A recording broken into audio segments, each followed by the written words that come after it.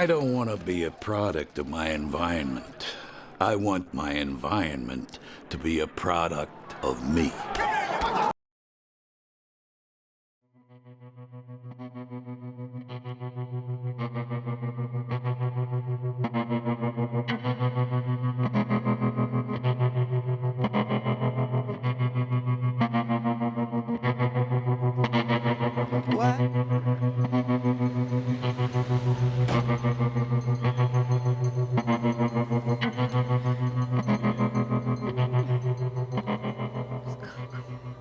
Hey!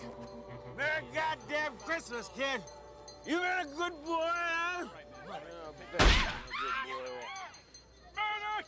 Get down, you red devil! Don't be teaching my boy that fairy tale elf shit! Do you see? You see?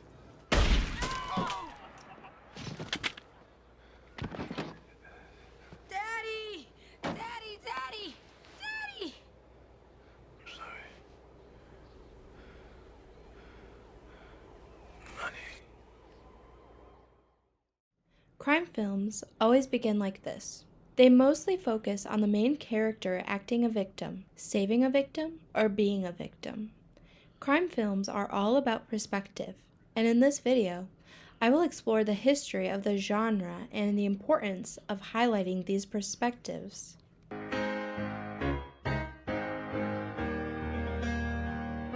One of the cinema's oldest genres is the crime genre, which is a genre that focuses on crime in many different facets. Some movies focus on the lives and actions of criminals, but some films explore the law enforcement side of criminal activity. Whatever film you pick, you are most likely going to get a perspective from either of these sides. The earliest crime film goes back to the Progressive era in the United States from 1897 to 1927. Social factors of the age, such as urbanization and immigration, contributed to a rise in organized crime, social unrest, and public mistrust of the government. The startling prevalence of crime and societal unrest allowed room for the development of crime films like The Great Train Robbery. The Great Train Robbery, 1903, is an American silent film made by Edwin S. Porter for the Edison Manufacturing Company. The film's narrative details a gang of outlaws who rob a steam locomotive at a station in the American West. They eventually flee across the mountainous terrain, but by the end, they are caught and defeated by a band of locals. January 17, 1920, is when Prohibition began in the United States, which was meant to restrict alcohol to the public as a way to diminish illicit acts. This code resulted in the opposite, creating further rebellion against the law. In effect, it caused an increased fascination for gangster films. Films like Scarface, 1932, and Little Caesar, 1931, portrayed outlaws as heroic figures who sought to gain economic status through illegal actions. The viewers were better able to relate to the gangsters' motivations and illegal lifestyle, since gangster films realistically depicted urban districts and criminal activity. This alone helped the gangster genre endure well into the 21st century. In the 1930s, we were introduced to prison films with a lot of movies such as The Big House and I Am a Fugitive from a Chain Gang. These types of films focus on the convicts, the harsh wardens, and the theme of rebelliousness, and mainly centers around a young hero who tries to escape. It often provides one with a theme of hope versus despair.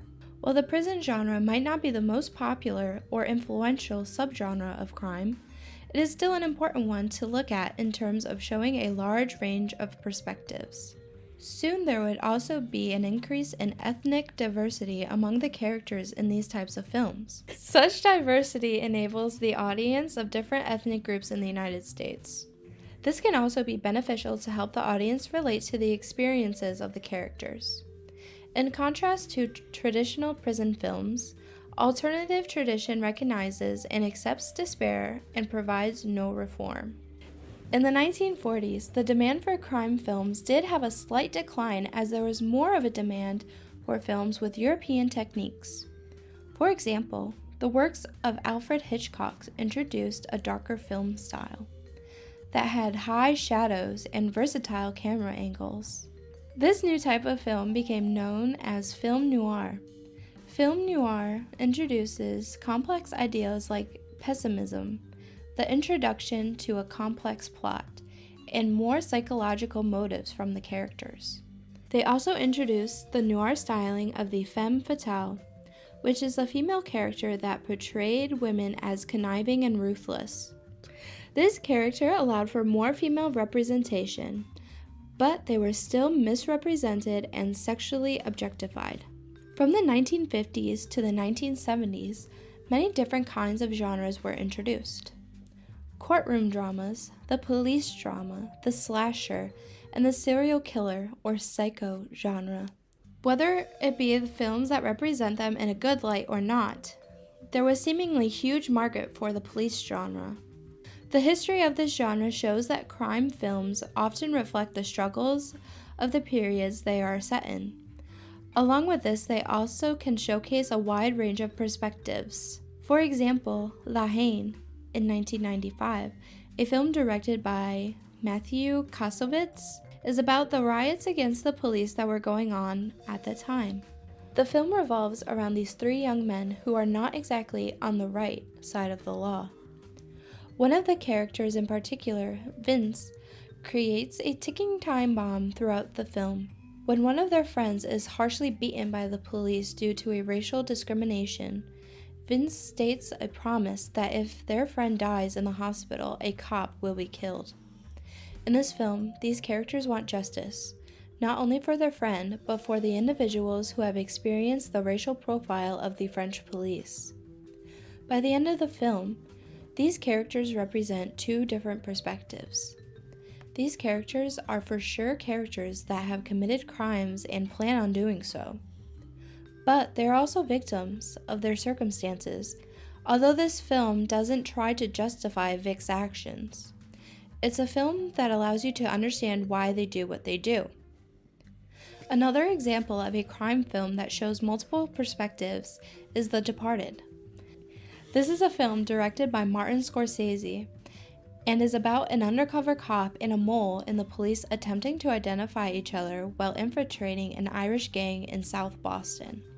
The mole Colin is a decently respected cop who is dirty, as he has huge ties to the Irish gang.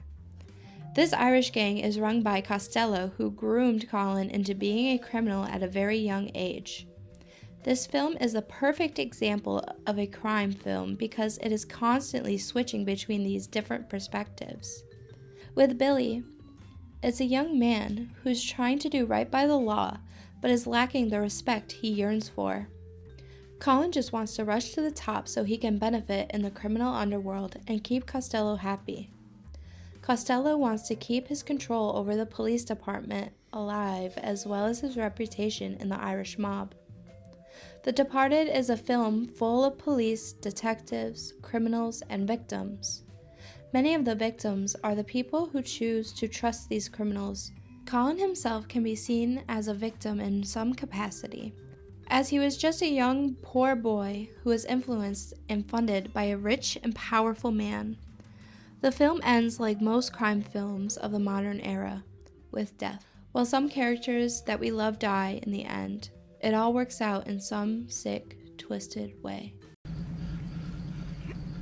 Forget this Judeo-Christian bullshit. The same people that taught us virtue are the very ones who have enslaved us, baby. How have you done it? We've had fun. And I know your dick gets hard for money, power, and women.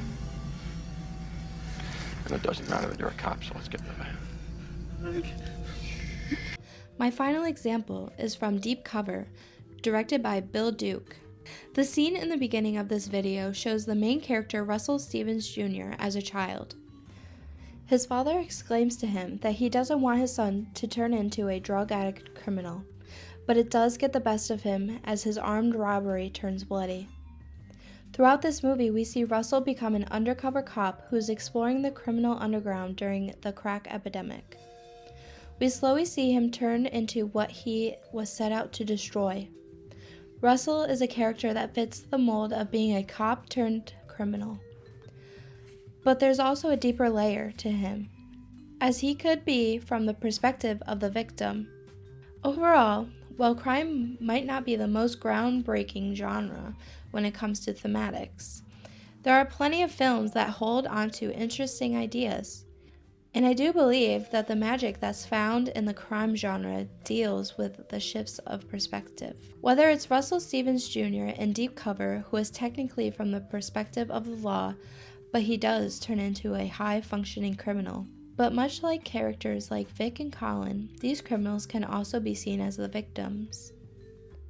In conclusion, I do find the crime genre to be one of the most important genres, and it still has staying power to this day. While many of the films may be repetitive, there are plenty of examples that have a lot to chew on.